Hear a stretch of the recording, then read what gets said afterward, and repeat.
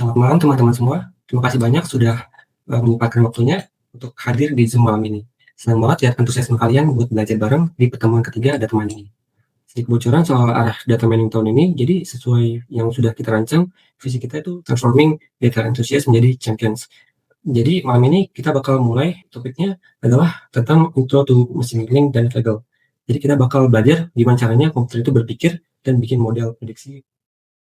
Oke, thank you banget buat Givari dan teman-teman semua yang mungkin udah hadir ke pertemuan kali ini ya. Jadi so far sebenarnya kalau kita tarik balik sama beberapa pertemuan sebelumnya, ini tuh baru kita akan masuk ke dalam inti sari dari data mining gitu atau machine learning ya. Cuman mungkin bagi teman-teman yang baru join atau kayak baru sempat emang datangnya di pertemuan kali ini, mungkin nggak masalah karena nanti akan ada materi yang bisa dikirim atau dibaca lagi ya karena kita punya arsip digital buat lihat materi sebelumnya. Oke, ini jujur sorry banget kayaknya aku bakal off cam juga karena kayak agak nge-lag sebenarnya kalau di sini. Oke, eh kita akan langsung mulai aja. Jadi bisa disiapin mungkin catatannya atau terserah nanti juga akan ada recordnya. Tapi yang penting kita akan belajar bareng-bareng terkait tentang machine learning gitu. Oke, kita mulai dari yang pertama banget. Itu kita akan mulai dari gimana kita pertanyaan pemantik nih. Bayangin kalau misalnya kita ada temen pengen beli harga rumah kita. Nah, misalnya kita ini pengen, oh sorry, jangan beli rumah kita. Kita bayangin kayak kita mau bantu teman lagi nyari developer nih, rumah yang misalnya ada di sekitaran Damaga gitu. Intuisi kita kan pasti nyari pola dan pengalaman masa lalu untuk nebak harganya. Ibaratnya kayak tahun sebelumnya nih, daerah sekitar sini tuh harganya berapa sih? Mungkin 400 juta gitu. Atau mungkin di daerah Balebak dikit, udah 430 juta. Intinya, tiap daerah dan tiap satuan waktu itu pasti ada perbedaan harga. Lalu gimana cara kita naksir yang tepatnya? Nah, kita bisa nih, ada istilahnya di dalam machine learning itu decision tree. Ini nggak akan dibahas lebih detail, tapi intinya kayak decision tree adalah sebuah intuisi logika. Jadi kita akan belajar membagi dua cabang keputusan antara ya, ya dan tidak. Intinya hanya ya dan tidak. Jadi kayak decision tree itu untuk menentukan apakah nilainya biner. Biner itu antara nol atau satu. Jadi ya atau tidak. Misalnya, asumsinya di sini, jika rumah tersebut memiliki misalnya dua kamar lebih gitu. Nah, asumsinya ada dua. Prediksinya, bukan prediksi ya, harganya 500 juta atau harganya kalau jika ya itu 900 juta. Nah, anggapannya ini nanti akan kita buat tracing. Tracing ini apa? Jadi kayak misalnya asumsinya gini. Misal rumah A ini mempunyai tiga kamar tidur. Kita coba cek dulu definisinya. Pertama, kita periksa apakah memang dua kamar tersebut memiliki dua kamar. Ya, kita asumsi jika rumah tersebut punya dua kamar, artinya ya. Nah, maka kita masuk ke jalur yang kanan. Jalur yang kanan itu berarti yang ya. Maka hasilnya 900 juta.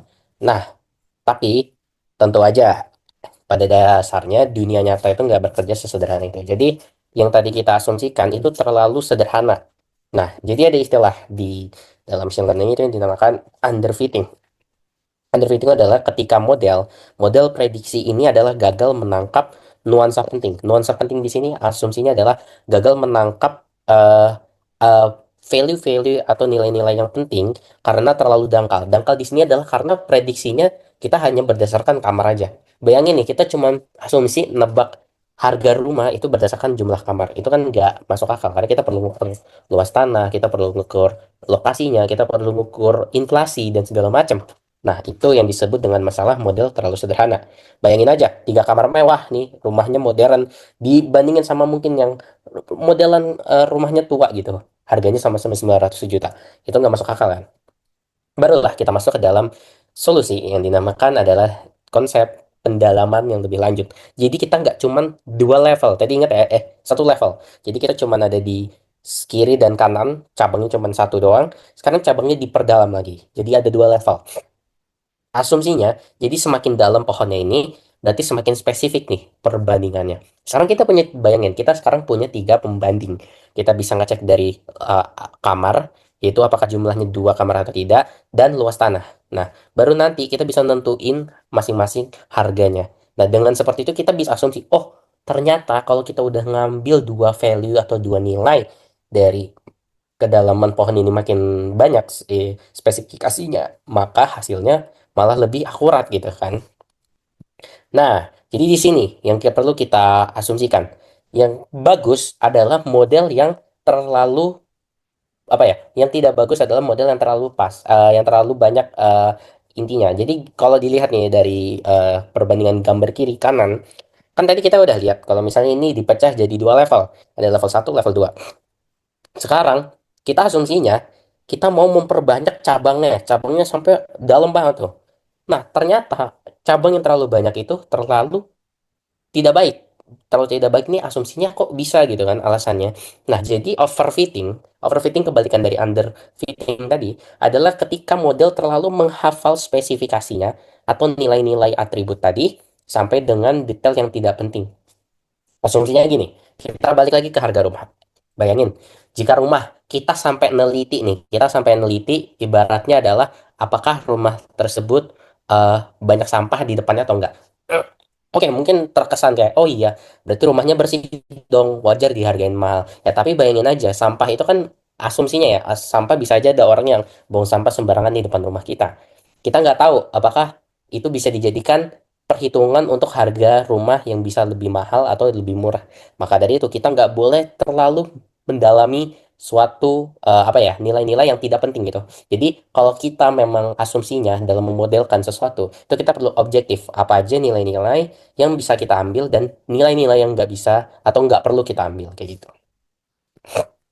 Nah, masuklah kita masuk ke dalam konsep fitting ini. Konsep fitting itu adalah mengubah nih pola acak adul yang ada di kiri. Intinya kan nilainya banyak nih tersebar. Kita ubah menjadi suatu model. Nah, yang tadi nih kita seperti ini, yang tree ini, itu sebenarnya nggak serta-merta bisa langsung jadi tree ya. Nanti dalam penerapannya kita perlu menggunakan algoritma. Algoritmanya itu namanya decision tree. Nah, jadi ada nama konsepnya ini adalah fitting ya. Ini nggak perlu dihafalin. Intinya yaitu adalah konsep proses komputasional di mana nanti mesin ini akan mencari pola terbaik dengan menghubungkan fitur dan target. Intinya, fitting ini adalah algoritma. Algoritma yang nanti akan kita buat dan kita pelajarin dalam nanti sedikit lagi. Oke, ini ini bisa dipahamin aja. Tadi kan kita udah belajar tentang bagaimana training. Training data itu adalah data latih. Jadi kita perlu memberikan suatu asupan data-data ini untuk model kita. Karena kenapa? Anggapannya model ini seperti manusia. Manusia itu nggak bisa serta-merta tiba-tiba pintar gitu. Manusia itu harus dilatih dengan belajar. Asumsinya model ini ya mesin juga perlu belajar. Belajar itu berdasarkan data-data. Ini contoh aja ya. Jadi kayak input di sini atau fitur X itu ada kamar, luas, lokasi. Ya singkatnya kayak kamar 2 luasnya 100 meter, lokasinya di kota, harganya 500 juta. Nah, ini anggapannya data ini adalah data yang memang pada dunia nyatanya. Nah, semakin banyak datanya, nanti model itu yang kita definisikan atau kita buat nanti berdasarkan algoritma, nanti dia akan bisa mempelajari dengan sendirinya. Nanti dia bisa akan memprediksi kalau misalnya kamarnya 3 luasnya 200 meter persegi, lokasinya di pusat deh. Harganya kira-kira berapa? Mungkin M gitu ya. Nah, seperti itu. Kita lanjut. Nah, jadinya nanti hasilnya model itu akan membuat prediksi ya kan prediksi dan hasilnya nanti kita akan memperoleh hasil prediksinya. Nah, sekarang intinya kita akan belajar tentang bagaimana cara belajar pandas nih. Pandas ini adalah salah satu konsep modeling yang bisa dipakai karena nanti kita akan belajar 3 core intinya. Ada pandas, ada NumPy, ada Python ini bahasanya. Jadi kita akan di pandas dulu ya. Oke. Eh, di sini coba kita asumsinya. Oke. Eh, Ntar ganti screen dulu ya.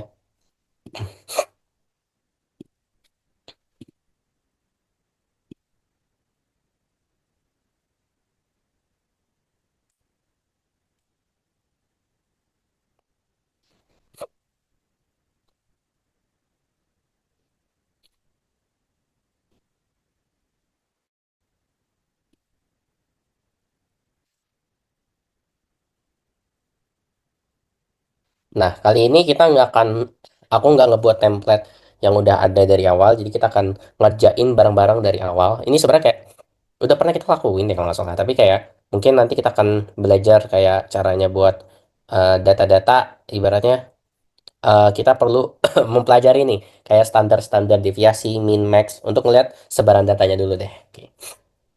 Ya dibuka, nanti kalau udah dibuka, nanti wait.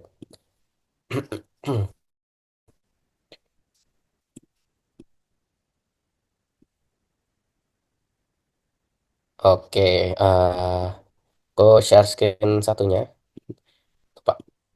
Nah, oke. Nah, kita ngikutin berdasarkan ini ya. Jadi kayak kita perlu ngelakuin yang namanya kita play dulu. Kita nanti dia akan muncul sebuah eh, ini prompt. Nah, udah kalau udah tandanya centang gini, oke berarti udah berhasil ya. Kita masukin aja kodenya. Kita ikutin dengan yang ada di sini ya. Jadi yang di sini itu ada import pandas SPD. Nah, ini kita mengimport library-nya nih.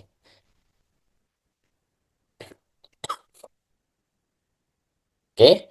Nah, coba kita jalanin. Nah, dia nggak ada error ya, centang. Kita lanjut lagi dengan lanjutin dengan masukin datanya ya. Oke.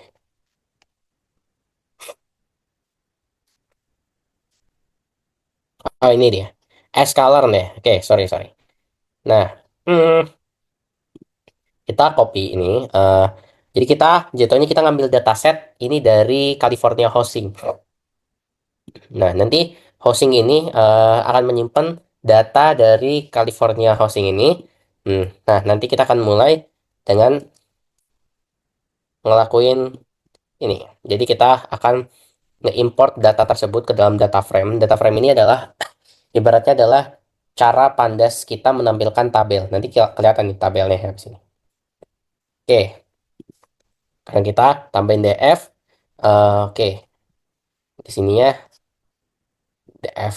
Nah, nah seperti ini. Ini asumsinya aja ya, kita asumsinya ini memang angkanya numerik semua. Sebenarnya kan kita bisa aja teksnya kayak Jakarta segala macam ya. Tapi kita pelajari ini secara numerik dulu.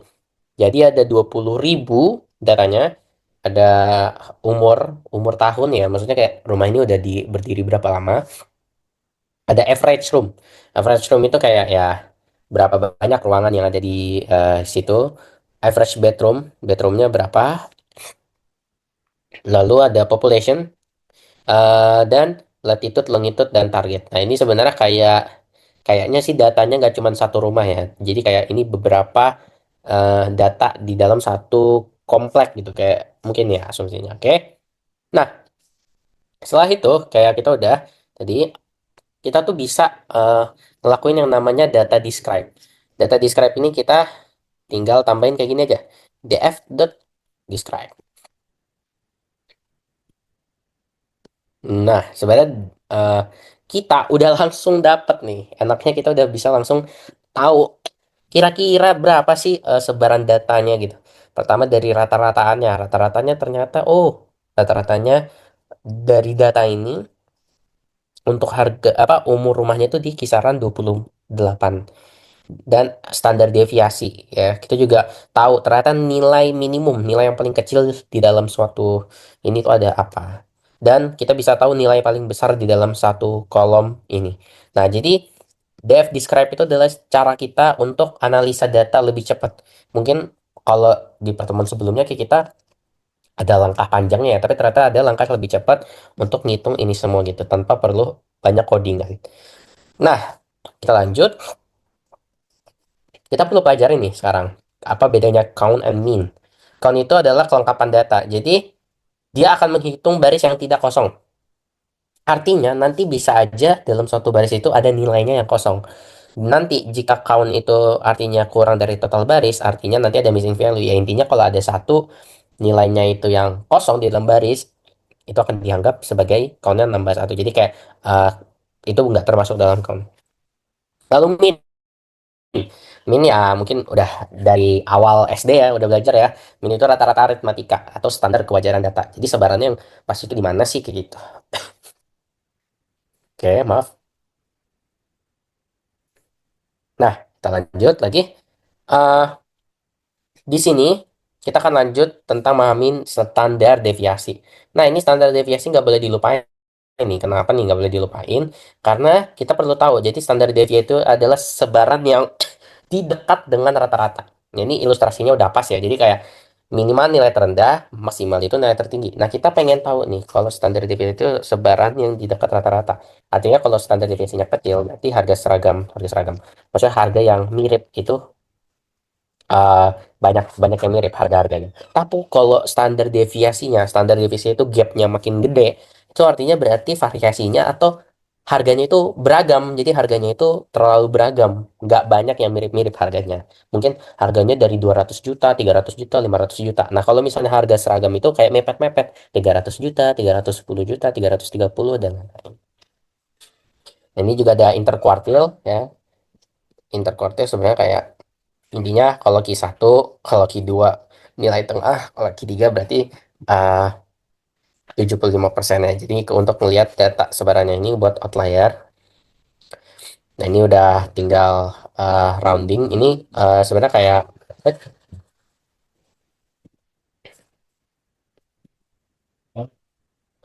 oke. Nah, oke. Lanjut. Jadi setelah itu kita akan langsung masuk ke sini aja.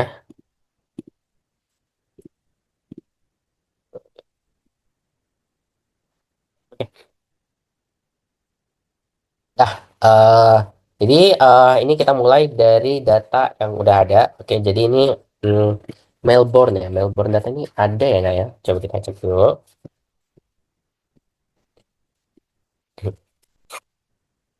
Oh, ini ada ya. Ternyata Melbourne itu bukan. Eh, bukan Melbourne.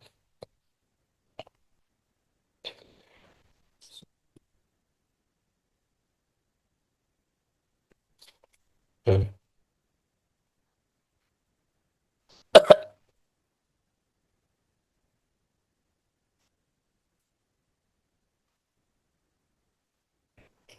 Oh, nggak ada ya. Hmm, kita cari dulu.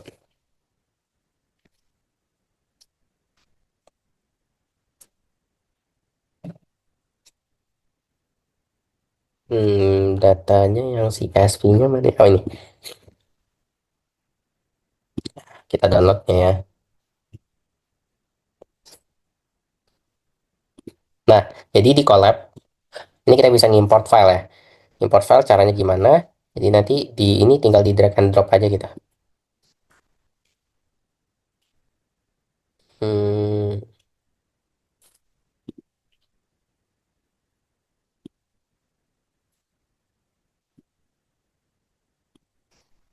upload ya. Oh, ini deh. Oke. Ini kita upload aja nih pakai logo yang ini. Oke. Nah, ada cara untuk import data di upload ini. Jadi yang pertama kita perlu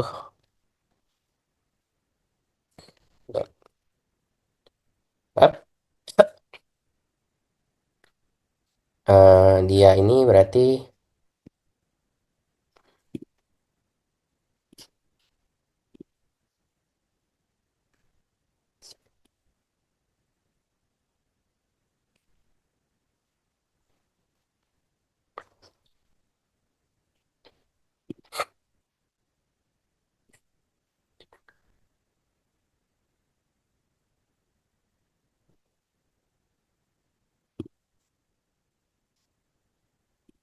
oke.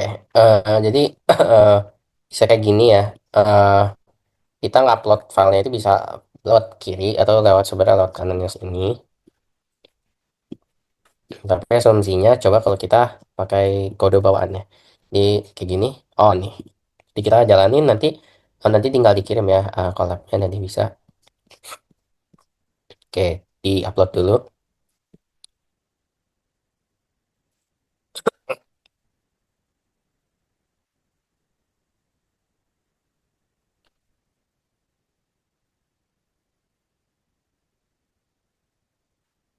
Oke, udah. Dan kita sekarang eh, lanjut ke DF. Coba. Nah, ini kita udah dapat datanya nih sekarang nih ya. Jadi ini adalah data yang digunain yang kita baru import. Datanya lebih lengkap dibandingkan tadi. Jadi kayak ada address-nya, ada rooms-nya, ada price. Nah, ini NaN itu artinya not, nol ya. Jadi kayak dia sebenarnya adalah nggak ada nilainya gitu. Jadi ini tuh adalah price, harusnya dia ada nilainya, tapi ini intinya bukan value yang sebenarnya. Jadi ini harus kita perbaiki nanti. Kita akan belajar. Nah, kita langsung aja, kita di bawahnya di sini kita masukin definisi untuk ngelakuin, eh, cek semua kolomnya ya. Nah, ini pakai ini Melbourne data. Oke, ini sorry, ini biar lebih seringnya kita ganti aja Melbourne data. Wah, disuruh upload lagi kan? Agak ribet ya. Oke, ini nanti kita ganti jadi Melbourne data.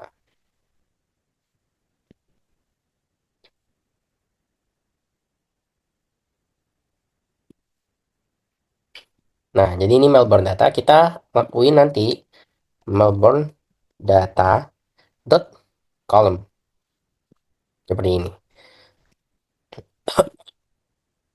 Nah, kita bisa tahu fitur-fiturnya itu, fitur atau kolomnya itu ada apa aja. Ada suburb, suburb itu kayak sejenis ini sih, kayak daerah mungkin ya, atau kayak desa kali.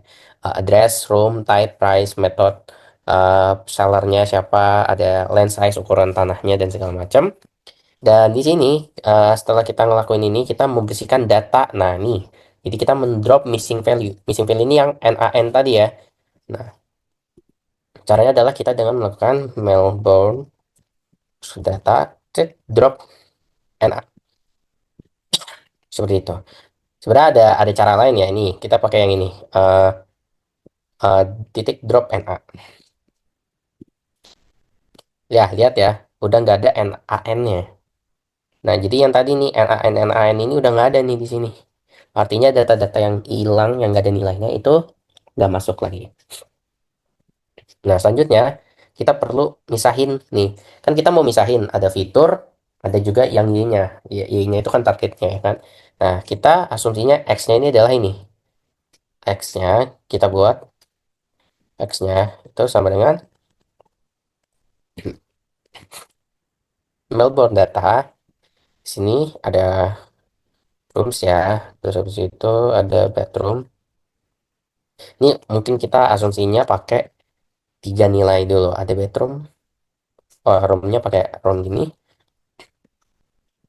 Habis itu ada land size. Nah, kalau udah, kita sekarang lanjut untuk Y-nya. Y-nya kecil aja di sini. Y-nya berarti adalah target datanya.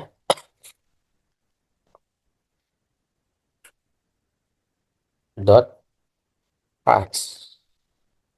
Oke, kayak gini.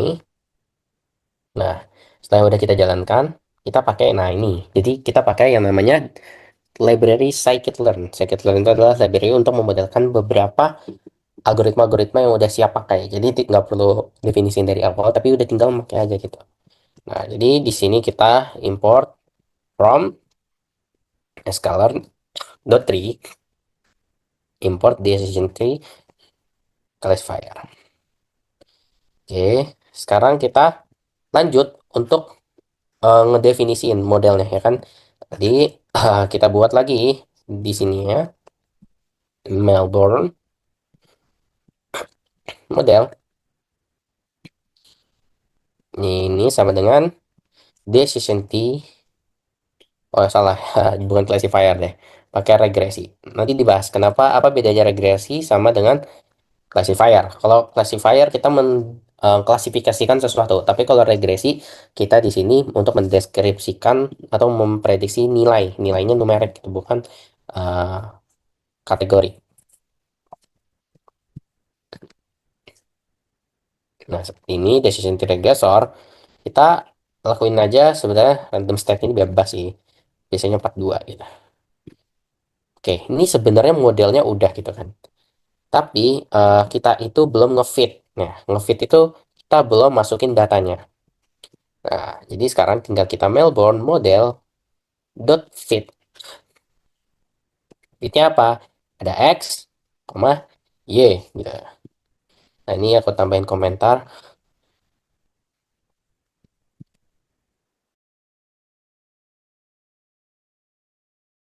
Ini kita mendefinisikan model. Oh, Y-nya belum di drop ternyata. Iya kah? Y-nya belum di drop juga kah? Melbourne data.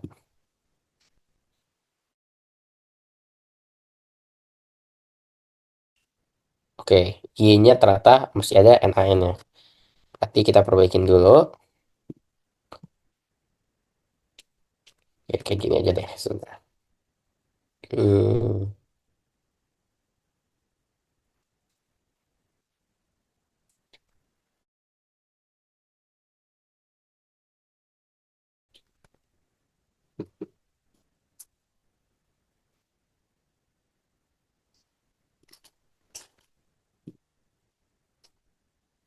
Hmm, oke oke. Kayaknya gini deh. Untuk drop NA-nya ini lupa ditambahin sama axis 0.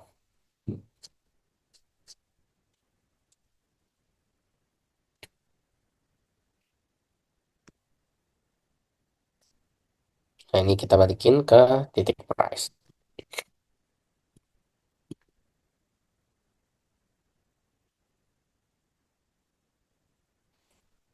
Bentar.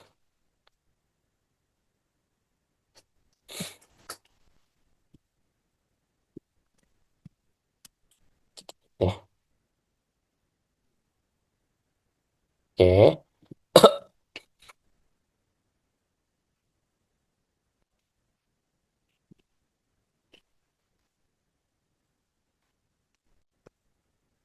Kayaknya udah, kayaknya udah sih di. Oke, sebenarnya kayaknya salah, ada beberapa kesalahan di PPT-nya. Jadi kalau PPT-nya itu sebenarnya dia akan ngehapus nilai NaN-nya tapi nggak merata. Jadi nggak setiap kolom itu NaN-nya kehapus semua. Nah, jadi kita harus pakai ini caranya. Jadi eh, kita gabungin X sama Y-nya ini. Jadi kan tadi X-nya udah kita pisah, Y-nya juga udah kita pisah. Dan nanti kita drop NaN-nya ini dengan asumsinya X dan Y-nya ini sama-sama yang kolomnya samaan. Ini kita drop kolom baris. Jadi yang barisnya setara itu baru kita hapus. Jadi nggak kayak kalau misalnya ada NaN di baris satu. Nanti misalnya nilai roomsnya ada yang kosong. Tapi untuk harganya dia ada. Nah, itu tetap ke drop. Tapi kalau misalnya kayak gitu, nanti asumsinya berarti kita itu kehilangan satu kolom, tapi sebenarnya harusnya kita itu nggak boleh kehilangan kalau misalnya memang satu baris itu ada nilai yang kosong, itu harus kita hapus semua. Jadi nggak boleh kayak kayak ya udah kita hapus aja langsung. Jadi mungkin di sini asumsinya adalah kalau semisalnya ada nilai dalam satu baris itu kan kita mau ngebaca nilai room, bedroom sama land size. Misalnya nih di baris kedua nilai roomsnya itu kosong. Akan tetapi nilai y-nya itu ternyata nggak kosong. Nah, itu sebenarnya perlu tetap dihapus juga kayak gitu. Nah, intinya gitu. Nah, setelah kayak gini kita udah selesai kan ya karena kita udah ngefit eh, modelnya ke dalam sini. Nah, kita lanjut lagi ke sekarang kita buat prediksi ya. Sekarang kita buat prediksi, kita udah buat prediksi.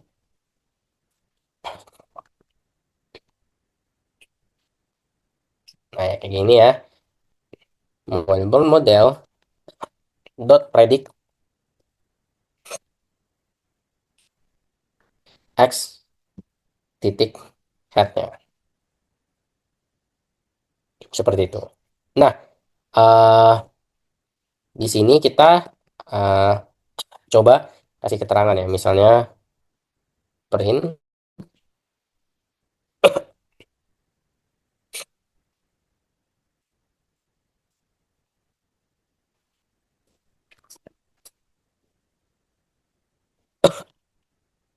ini kita coba cek. Nah, kita dapat hasilnya. kita dapat prediksi untuk 5 harga rumah pertama itu ada 833.000 ya, ada 854, ada 889, ada 1 juta, ada yang 1 juta.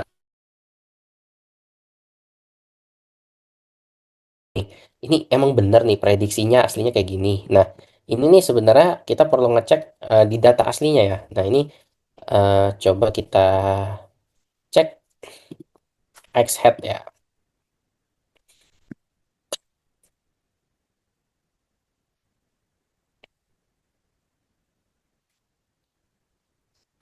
Oke, X head itu ID-nya, oke, jangan X head deh. X head dan eh, mungkin dia harga aslinya kayak gini kali ya. Melbourne. Nah, price-nya nih kita cek ya price-nya. Dia harusnya full sih. Gimana caranya ngelihat data full kayak gini? Nah, di sini ya kita lihat harga. Nah, mungkin nilainya ini nggak terlalu mirip gitu. Jadi kayak ya balik lagi ya, karena kan model ini masih sangat sederhana. Jadi kayak artinya kita nggak bisa dapetin nilai yang akurat banget gitu. Nah, nanti kita akan pelajarin gimana caranya untuk membuat data ini lebih akurat gitu. Nah, ini kita bisa intinya codingannya gampang, tapi yang susahnya adalah menguji kecerdasan modelnya gitu. Nah, jadi kita rekap lagi. Jadi kayak nanti kita udah melatih model gunain data tadi, udah kita jalanin, kita udah prediksi nih. Nah, coba kita telaah lagi hasilnya gitu. Jadi kayak jangan gampang percaya gitu sama hasil prediksi. Kita cek lagi kayak emang iya ya kalau prediksi dari model machine learningnya harga aslinya segini gitu. Nah, ini kita bisa ukur yang namanya threshold kepercayaan. Atau kalau dalam istilah lainnya kayak istilahnya threshold gitu untuk melihat seberapa keyakinan dalam model itu dalam memprediksi suatu nilai. Nah, definisinya pertama itu ada kayak kesalahan yaitu dengan in sample scoring. Jadi kita asumsinya kayak menggunakan data yang sama dengan latihan. Nah, ini yang nggak bisa. Jadi kalau misalnya ada orang ujian, asumsinya dia belajar pakai buku-buku itu terus, tetapi ujiannya ternyata pakai buku itu juga, otomatis nilainya juga gampang untuk 100. Jadi kita nggak bisa asumsikan siswa itu pintar karena nilainya 100, karena bisa jadi memang orang itu ya ternyata yang dia pelajarin sama yang keluar ujiannya itu bukunya pakai buku yang sama gitu, datanya yang sama. Nah, jadi kita perlu tahu untuk memahami dan menghafal. Jadi kayak kita modelnya ini, nanti model itu harapannya itu bisa memahami pola daripada menghafal isi dari datanya. Jadi jangan pernah menggunakan model ini apa ya? Jangan menguji ya. Kalau menguji nggak apa-apa sih sebenarnya. Tapi kalau untuk nanti sebenarnya kalau dalam proses kayak kita mau testing, nah testing itu sebenarnya lebih baiknya kita pakai data yang mana datanya itu adalah data baru. Nah, kalau data yang kita latih ini jangan pernah dipakai untuk data uji gitu. Karena kenapa ya? Data training untuk data training aja. Tapi kita tes pakai data yang baru seperti itu. Nah, solusinya ada itu yang namanya train test split. Jadi kita bagi nih, ada data 100%, kita bisa bagi 70%-nya buat belajar, 30%-nya untuk ujian atau validation namanya. Nah, ini asumsinya berarti 80% split dan 200-nya. Nah, ini bisa kita langsung dicoba aja.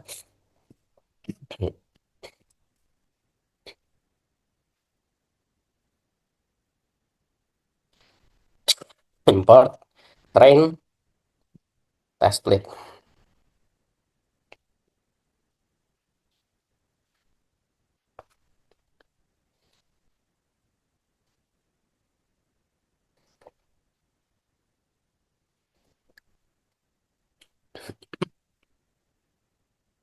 Nah, kita masukin nih ya, train X file X train Y, koma file Y.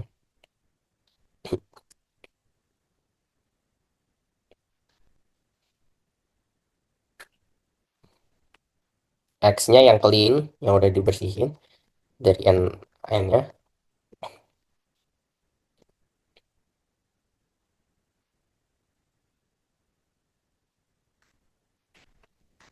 Nah, ini nggak salah. Nah, ini udah selesai. Nah, jadi kita bedah, jadi nanti hasilnya tren X, tren Y itu dalam materi latihnya.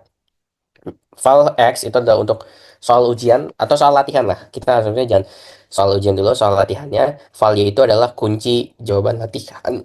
Nah, kita coba training kita fit ulang ya. Kita berarti pakai gini, Melbourne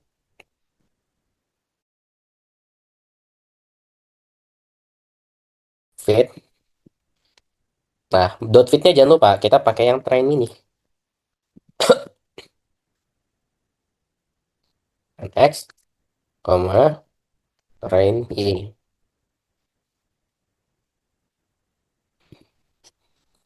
Oke, modelnya udah terdefinisi. Nah, sekarang kita cek harga aslinya. Kita tetap kita tes prediksinya.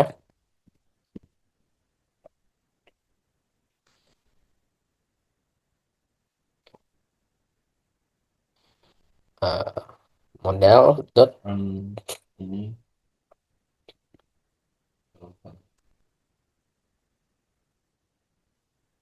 Nah, Alex, kita cek ya. Oke. Nah, sekarang kita nih cek mean absolute error.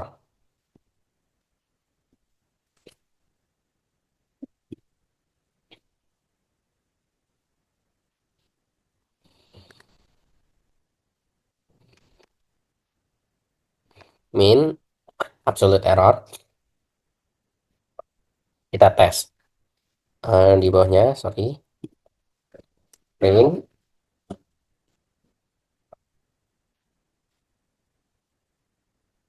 error file Y, file prep.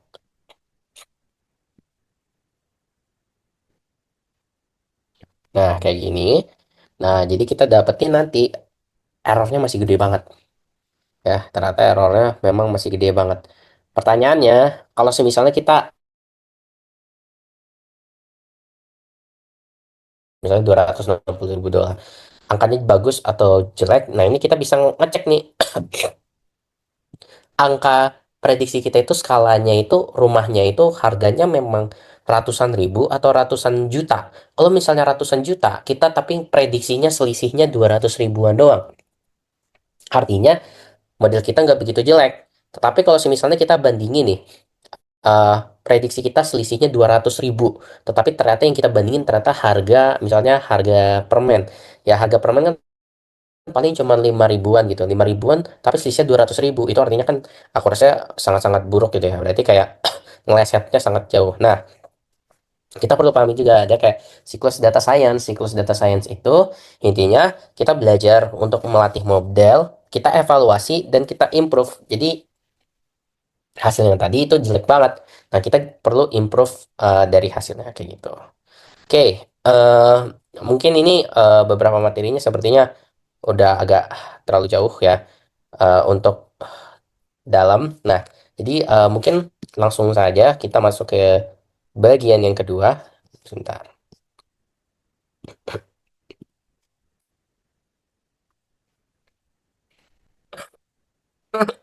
Hmm.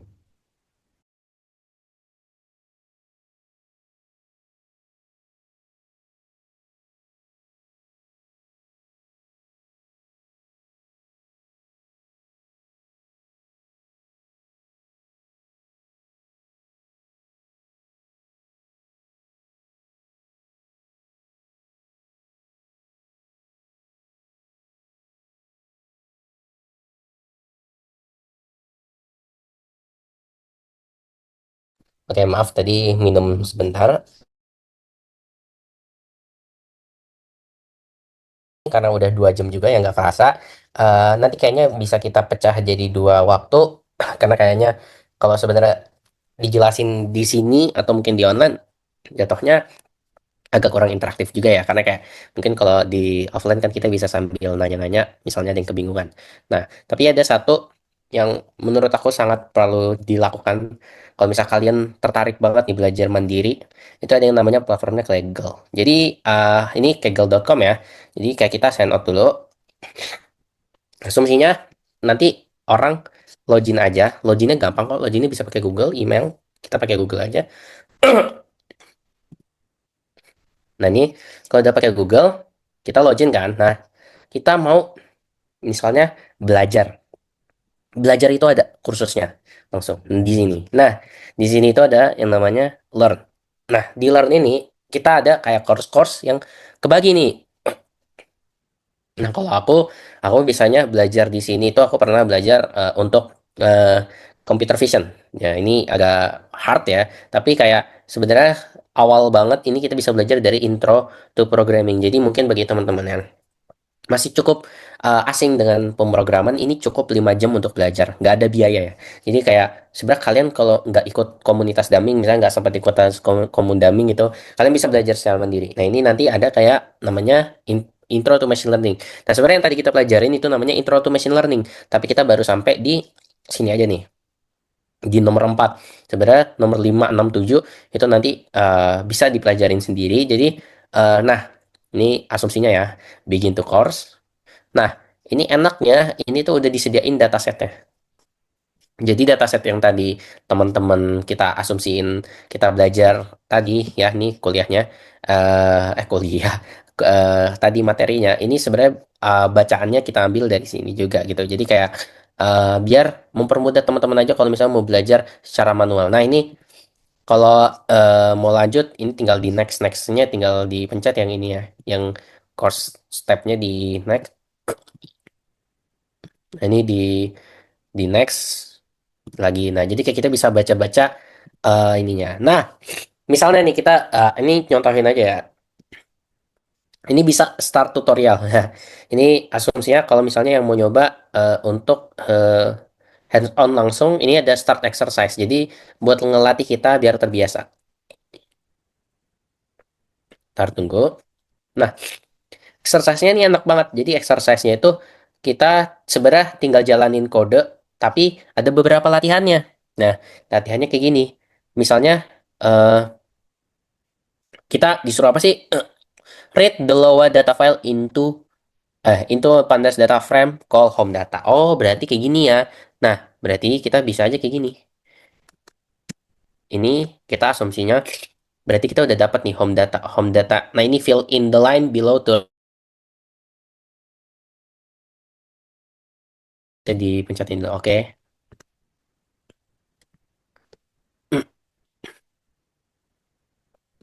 Oh, lupa harusnya dari awal dulu. Ya, oke udah. Iowa underscore file underscore path. Gitu. Incorrect, home data should be a data frame. Oh, berarti harus data frame gitu ya. Berarti kita harus df read csv. Kok df pande dot read csv. Pakai datanya Iowa underscore file underscore path. Nah, ini tinggal di oke. Kok read csv, astagfirullah. Maaf, maaf, maaf. Maaf. Harusnya pakainya adalah eh, ini.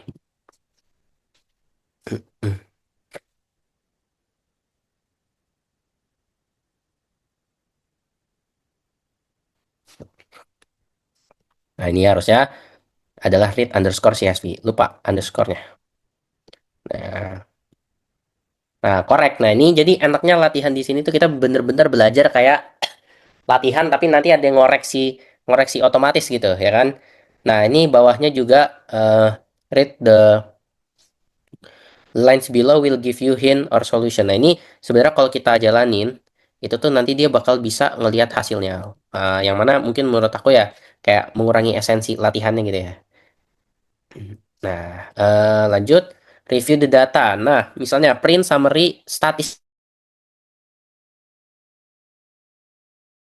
data titik describe kan kayak gini kan Tara. Nah, terus habis itu what is average round to ini sebenarnya kayak kita ngecek nilai lot size sorry, average berarti rata-rata ya, kita cek. Oke, ini round to nearest berarti antara 10,517. Nah, newest home age berarti current year kurang data. Hmm, newest home age year build ya 2010 dikurang 1460. Ya udah, berarti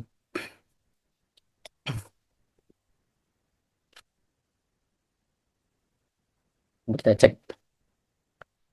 Wah, newest home age ternyata 550 ternyata sama di sini.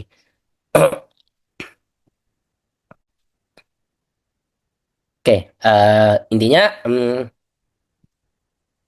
oh, sorry, minimum ya. Minimum itu harusnya 1950. Oke, oke. Salah, salah baca. Oke, nah ini hasilnya. Kok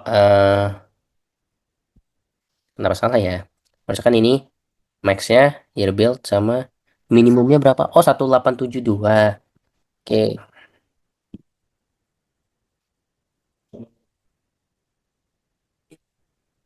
intinya ini latihannya banyak lah. Tapi bisa dicoba sendiri. Ini sebenarnya kalau dijalanin, nanti dia bisa ngasih hint sama solution.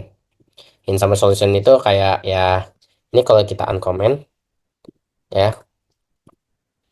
Nah, dapat tuh hasilnya. News home age-nya ternyata 16 gitu.